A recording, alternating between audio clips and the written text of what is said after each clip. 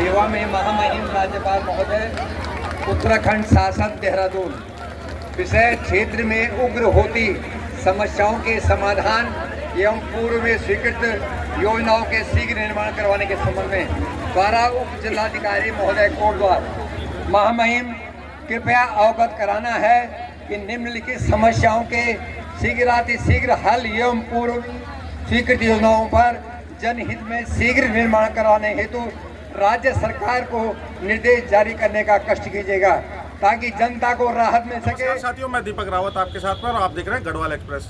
कोटद्वार तहसील प्रांगण में हम इस समय पर हैं और आज 3 अक्टूबर को यहाँ पर सत्याग्रह था, एक आंदोलन था, उसकी शुरुआत थी। अब चूंकि आप देखिए कि 27 का चुनाव, 27 का रण अब नज़दीक है, तो 27 के रण में अब सब अपना अपना योगदान दे रहे हैं। और आज का जो योगदान था वो कैबिनेट मंत्री श्री सुरेंद्र सिंह नेगी जी का, और उन्होंने सत्याग्रह के रूप में आज एक हुंकार भरी है, जो कि आप बैकग्राउंड में देख रहे होंगे। यहाँ पर जो smart meter, paper leak, Laldhang Chillarkhal मार्ग, राशन कार्ड के सत्यापन, उन पर जो हम आपको समय समय पर दिखाते रहते हैं कि क्या क्या चीज़ें चल रही हैं तहसील प्रांगण में। और उसके बाद आवास कर लालपानी की तरफ से बाईपास निर्माण प्रभावित जो लोग हैं, हमने हर समय पर आपको हर बात बताई है कि किस प्रकार जो NH 534 था वो जिधर एक्चुअल में जहाँ पर उसको होना चाहिए था वहाँ से ना होकर ये बाईपास करके आवासीय भवनों की तरफ से और आवासीय जो ज़मीनें थी उस तरफ से डाइवर्ट करके इसका रास्ता ही बदल दिया गया है। अब उसके लिए भी आवाज़ें उठ रही हैं, परंतु आप देखिए कि हम जब तहसील में आते थे तो आय प्रमाण पत्र के लिए जो गरीब लोग होते थे, महिलाएं होती थी, बुजुर्ग लोग होते थे, बच्चे थे, हमने आपको उनका भी आपके वीडियो के माध्यम से आप तक वो खबरें भी पहुंचाई थी कि किस प्रकार एक वो व्यक्ति जिसका 1000 रुपये का एक अनुदान राशि भी नहीं मिलती है, जिसको उसका भी आय प्रमाण पत्र लाखों रुपए में चला जाता है, उसका ग्राफ लाख रुपए से ऊपर का जाता है। क्यों जाता है? समय समय पर हमने आपसे हर वो बात आग्रह किया और तहसीलदार मैडम से, SDM साहब से, सबसे हमने अनुग्रह किया था और एक बात रखी थी कि किस प्रकार ऐसी कौन सी वो संरचना है कि जिससे ये तय होता है कि ये व्यक्ति इतना कमाता है, इसकी आय इतनी होनी चाहिए। ये सवाल हमने सिस्टम से रख करा था और ये समय समय पर हम करते रहते हैं। परंतु आप देखिए कि आज मुखर होकर जो श्री सुरेंद्र सिंह नेगी जी को भी आज आकर कहना पड़ा यहाँ पर, और इस मंच से पूरी जनता को संबोधित करना पड़ा और बताना पड़ा कि हाँ, ये सब कुसंगतियाँ चल रही हैं यहाँ पर। आप देखेंगे स्मार्ट मीटर, अब स्मार्ट मीटर बनना तो कोटद्वार को स्मार्ट सिटी था, परंतु अब ये स्मार्ट मीटर की लड़ाई हो चुकी है।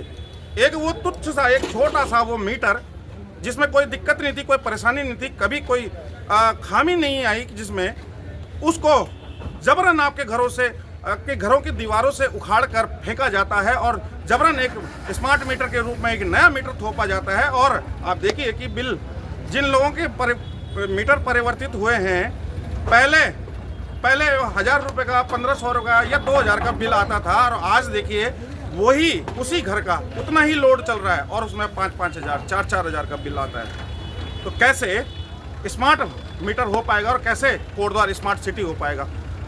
बात करते हैं हम ADB के द्वारा जो प्रोजेक्ट है, ले दे के कोटद्वार क्षेत्र में एक पानी की जो व्यवस्था थी वो बहुत अच्छी थी, उसमें कोई दिक्कत परेशानी नहीं थी, कोई खामी नहीं थी।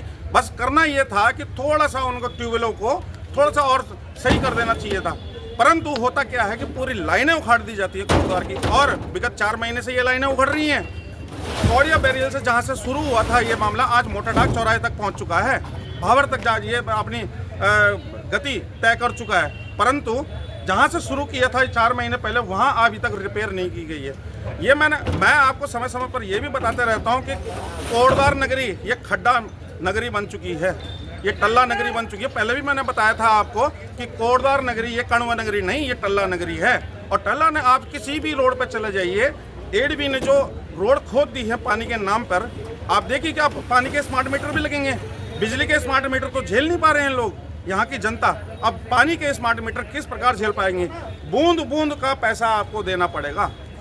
अब पता चलेगा कि क्या होता है एक स्मार्ट सिटी को बनाने का। जो हमारे जो जनप्रतिनिधि थे, जनसेवक हैं, जो अपने आप को जनसेवक कहते हैं, अरे जनसेवक किस प्रकार की जनसेवा आप कर रहे हैं? ये कैसी जनसेवा है?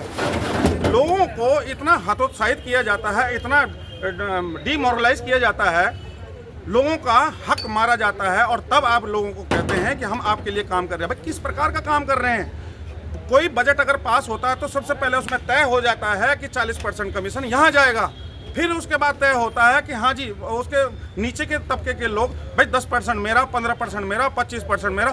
तो जो काम होना है एक्चुअल में धरातल पर, जो काम होना है वो आते आते जो करोड़ों की लागत होती है वो केवल मात्र कुछ लाख रुपए तक रह जाती है। तब क्या उन चंद पैसों में वो डेवलपमेंट का काम हो पाएगा?